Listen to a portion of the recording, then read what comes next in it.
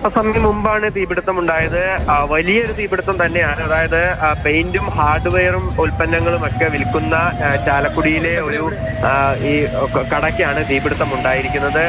അതായത് ഈ കടയുടെ അകത്ത് വലിയ തോതിൽ തീ പടർന്നു പിടിച്ചിരിക്കുകയാണ്. കൂടാതെ തൊട്ടടുത്തൊക്കെ തന്നെ കടകളുണ്ട്. ഇതൊരു ഷോപ്പിംഗ് കോംപ്ലക്സിന് സമാനമായ കെട്ടിടമാണ്.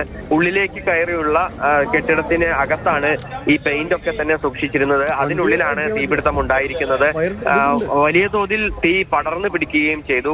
തൊട്ടടുത്ത കടകളിലേക്ക് തീ പടരാതിരിക്കാനുള്ള ശ്രമവും ഇപ്പോൾ നടക്കുന്നുണ്ട്. 5 യൂണിറ്റ് ഫയർഫോഴ്സ് നിലവിൽ സ്ഥലത്ത് തീ അണയ്ക്കാനുള്ള ശ്രമം തുടരുന്നുണ്ട് എങ്കിൽ പോലും ഇതുവരേക്കും തീ നിയന്ത്രണ വിധേയമായിട്ടില്ല. കൂടാതെ മറ്റൊരു പ്രധാനപ്പെട്ട കാര്യം, ഇതിന് തൊട്ടടുത്ത് തന്നെ ഒരു ഗ്യാസ് ഗോഡൌണും കൂടിയുണ്ട്. അതുകൊണ്ട് തന്നെ വലിയ ആശങ്ക ഉണ്ട്. കൂടാതെ ഈ വീടുകൾ അതുപോലെ തന്നെ കൂടുതൽ വ്യാപാര സ്ഥാപനങ്ങളൊക്കെ തന്നെ ഉള്ള ഒരു ഇടത്താണ് തീ പടർന്നു പിടിച്ചിരിക്കുന്നത്. അതുകൊണ്ട് തന്നെ ആശങ്ക അല്പം ഉണ്ട്. കാരണം മറ്റൊന്നുമല്ല, തീ കൂടുതൽ ഇടങ്ങളിലേക്ക് പടർന്നു പിടിക്കുകയാണെങ്കിൽ ആ കടകൾക്കും മറ്റുമെല്ലാം തന്നെ അവിടെ തുണിക്കടകൾ ഉൾപ്പെടെയുള്ള ഒരുപാട് കടകളാണ് ഉള്ളത്. അതുകൊണ്ട് തന്നെ കഴിഞ്ഞ കുറച്ച് ദിവസങ്ങൾക്ക് മുൻപ് കോഴിക്കോട് ഉണ്ടായതിന് സമാനമായ രീതിയിൽ ഉണ്ടാകാൻ സാധ്യതയുണ്ട് എന്നാണ് ഫയർഫോഴ്സ് ഉദ്യോഗസ്ഥർ പറയുന്നത്.